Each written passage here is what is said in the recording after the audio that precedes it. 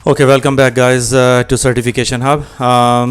आपको पता है हमारे सीसा प्लस सर्टिफिकेशन के अंदर हमने वारशार्क के ऊपर बात की, तो वारशार्क के वीडियोस आपको प्लेलिस्ट के अंदर नज़र आ रहे होंगे।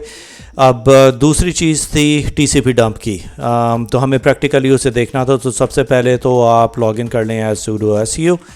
वो जब आप लॉगिन कर लेंगे तो उसके बाद आपने sudo apt अपडेट पहले कर देना है। अगर आपके पास कोई चीज़ लेटेस्ट अपडेट्स आए हों वो उसे यहाँ पे पहले चेक कर लें। अगर आपके पास कोई चीज़ें यहाँ पे नज़र आ रही हैं तो आप उसके बाद यहाँ पे अपग्रेड कर सकते हैं और -y कर दें ताकि वो जितने भी हैं वो उसे ख़ुद ही अपग्रेड भी कर दें।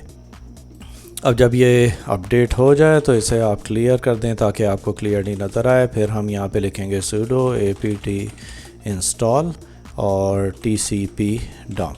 ये इतना टाइम नहीं लेगा, इंस्टॉल कर देगा आपको। अब आप लिखेंगे यहाँ पे sudo tcp dump और अब हम यहाँ पे नेटवर्क इंटरफेसेस देखने की कोशिश करेंगे जो हमारे कंप्यूटर के ऊपर है।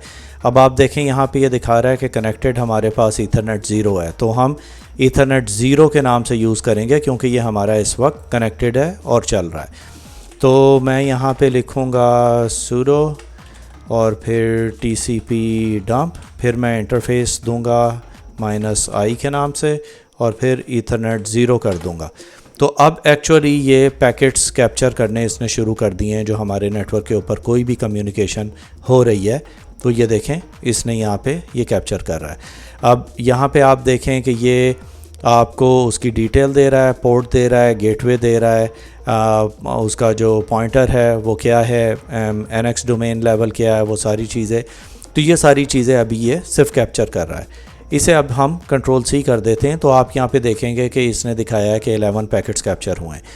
अब अगर आप ज़्यादा पैकेट्स कैप्चर करना चाहते हैं तो उसका बहुत सिंपल तरीका है कि आप ब्राउज़र के अंदर अपना कोई भी वेबसाइट ब्राउज़ करना शुरू कर दें तो आप यहाँ पे ज़्यादा पैकेट्स देखेंगे जो कि कैप्चर हुए हैं। अब जैसे कि आपने अभी देखा कि हमने सिंपल कैप्चर कर रहे थे विदाउट सेविंग।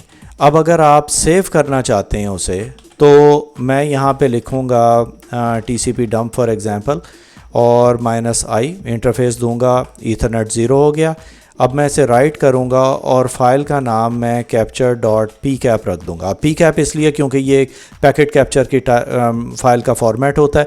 अगर आप इसके ऊपर इसे सेव करेंगे तो आप इस फाइल को अपने वायरशार्क के ऊपर भी खोल सकते हैं और उसके ऊपर भी आप देख सकेंगे। अब ये देखें इसने यहाँ पे लिसन करना इसे शुरू कर दिया है। और अगर मैं यहाँ पे जाके अपना ब्राउज़र खोलूँ और यहाँ पे जाके अगर मैं गूगल पे चला जाऊँ और फिर इसके बाद मैं MSN पे चला जाऊँ तो उसे काफ़ी पैकेट्स मिल गए होंगे जो कि उसने कम्युनिकेशन अपनी अब कैप्चर की है, जो कि पहले के पैकेट्स के मुकाबले में काफ़ी ज़्यादा होनी चाहिए। अब मैं कैंसिल करूँगा इसे तो आप देखेंगे कि इसने 9000 पैकेट्स कैप्चर किए हैं इसके।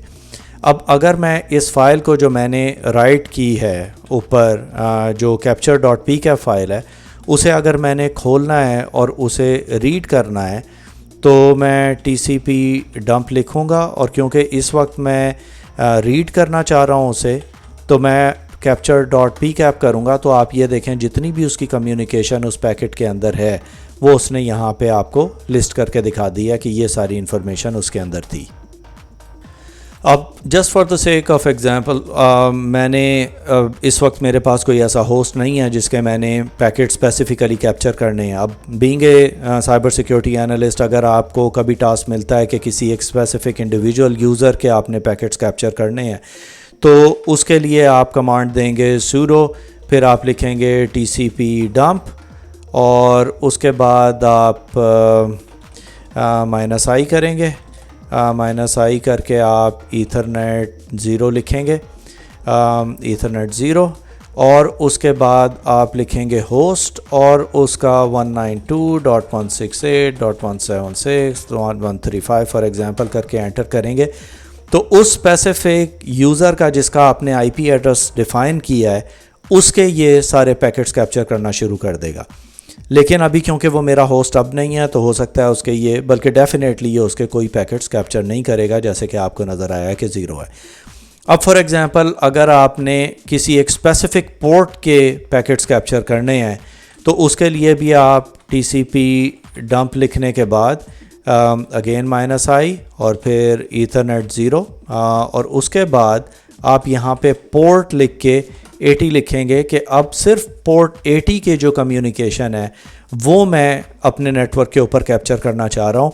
तो मेरे पास इस तरह सिर्फ पोर्ट 80 की जितनी भी कम्युनिकेशन मेरे नेटवर्क के ऊपर हो रही है वो मेरे पास आ जाएगी। इसके बाद है कि अगर मैं किसी एक स्पेसिफिक प्रोटोकॉल के हिसाब से करना चाह रहा हूँ, जैसे कि मैंने TCP पैकेट्स कैप्चर करने, तो मैं उसे TCP लिख के एंटर कर दूंगा। अब ये जितनी भी TCP पैकेट्स की कम्युनिकेशन मेरे नेटवर्क के ऊपर हो रही है उस सब को ये कैप्चर करना शुरू कर देगा। अब इसी तरह अगर मैं थोड़ा सा इसे डिफरेंट करूँ और इस दफ़ा मैं कंबाइन करना चाहूँ फ़िल्टर, फॉर एग्ज़ाम्पल अगर मैं कहता हूँ कि मैंने TCP पैकेट्स कैप्चर करने हैं एक स्पेसिफ़िक होस्ट के, तो उसके लिए फिर मैं क्या करूँगा कि आई लिख के ईथरनेट 0 लिखूँगा, फिर मैं यहाँ पे लिखूँगा TCP एंड होस्ट 192.168.176.135 और एंटर कर दूँगा। तो उस होस्ट के जो हमने डिफ़ाइन किया है उसके TCP पैकेट सिर्फ जो हैं वो हम इस तरह उसके ऊपर कैप्चर कर सकते हैं। अब मैं इसे Ctrl+C करके कैंसिल कर दूंगा। लास्ट चीज़ हम ये देख लेते हैं कि अगर हमने कोई टाइम स्टैम्प और वर्बरोस आउटपुट इसकी लेनी है तो हम TCP डंप लिखेंगे यहाँ पे -i ईथरनेट 0 और उसके बाद हम -vv करके माइनस टाइम का फॉर्मेट दे देंगे और एंटर कर देंगे। अब ये उस फॉर्मेट के ऊपर उसने हमारे पैकेट्स कैप्चर करना शुरू कर दिए जिस मैंने उसे फॉर्मेट का बताया था। तो इस तरह हम TCP डंप यूज़ करते हैं in order to dump the packets या जो भी कम्युनिकेशन हमारे नेटवर्क के ऊपर हो रहा है। That's it for today, thank you very much.